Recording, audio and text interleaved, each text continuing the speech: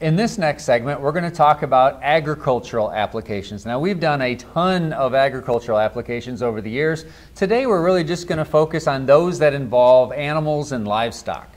So let's start with Phil.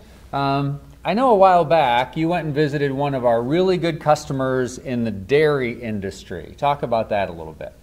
Well, in general, we've done a lot of livestock buildings, and it's being used today all over the place. But the one that you're specifically talking about actually takes the early birth or early milk from a cow, and it, of course, gets stored in a refrigeration container because the calf's not out yet. And when the calf comes out, it is completely sterile.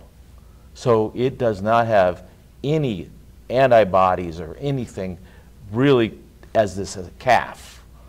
And so this company, Golden Calf, has created a system where it can take these milk products that are frozen for weeks before the calf comes, and they rejuvenate that milk to feed the calves on their first week of surviving. Okay, so and they've improved the life cycle of a calf from early death. Right. So what my understanding of it is that, you know, when a calf is born, it basically has no immunization or has no immunity of its own, right? And statistics might say that about 6% of calves may not survive because they catch some sort of illness or something. But with this treatment and this process that, you know, is followed that you just described, I've understood that the death rate goes down or improves by a factor of 5 or better.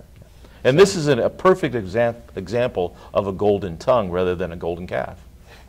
Okay, so I know, Casey, you were involved at least somewhat in this application, talking to these customers, or to this particular customer. Talk a little bit about, you know, some of the features that they really like to take advantage of in the OCS that kind of helps their application along. Sure, so a couple different applications for, again, agriculture or livestock quality of improvement for their lifestyle.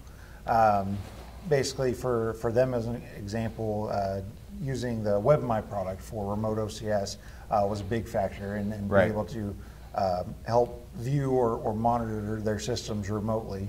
And another application, basically, in terms of was a sorting type application where basically it was helping control going into different feeding pens at an appropriate time and keep the overall lifestyle of the livestock very high quality for that matter. Right, so this was, and what you're talking about now is you're really talking about a different application, and it's specifically for, I think, pigs and hogs, right? Yes, for sure.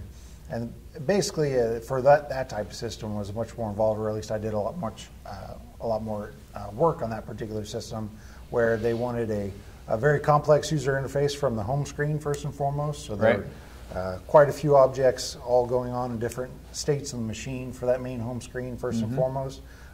They also wanted communication between up to 32 different systems at a given time, just to be able to help track a full herd or a full system at a farm or wherever they're being grown, to be able to track the entire session and see what their weights may be, how many they're actually keeping track of, and being able to help guide them to different groups for their appropriate ages and weights and things like that. So, and being able to also do so with having any one system kind of be a master in a sense. So having one program that could be used for all the systems, but still having some supervisory conditions for one system out of that group of 32 was some challenges to that capability. And using, again, Ethernet communications, we even did a custom hardware board for that particular customer to help manage their I/O wiring or communication, or even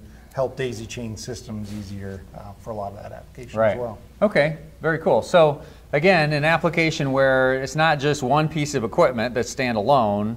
You might have 32 identical pieces of equipment that all has to interface with each other and all be managed on a farm level then. Yep. Yeah, pretty sophisticated. So there's a lot more going on at these farms than you might expect. Another kind of fun application that I'm familiar with is really not farm animal related, but this is one that the U.S. Wildlife and Fish, let's see, what is the division? I think it's the... Game and Wildlife. There you go. That division. Anyway, they have a program where they actually sterilize sea lampreys. Now, sea lampreys are an invasive species that invaded the Great Lakes in the 1920s. So it's effectively this nasty looking eel-like creature with vampire teeth for all intents and purposes.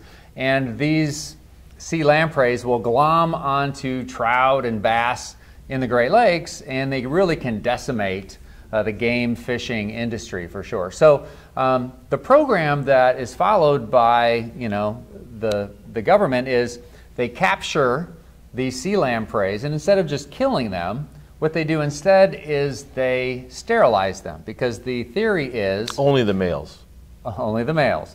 By sterilizing the males and putting them back into the population, the sterilized males are competing for the females and for the mating. So the idea being that that helps reduce the overall reproduction rate of the sea lamprey. So it's kind of crazy. Now you kind of might wonder, what does this have to do with OCS? Well, some of the machines that are actually used to irradiate and to sterilize sea lampreys are controlled by OCS. And as a matter of fact, if you're ever watching an older episode of Dirty Jobs, that that program that I think is still around, isn't it? I think so. I think so, yeah. So you will find an episode on the sterilization of sea lampreys. And if you look close enough, as they sterilize that sea lamprey, you'll see a Horner OCS controlling that machine. So again, kind of a bizarre application, but one I thought I would tell you about.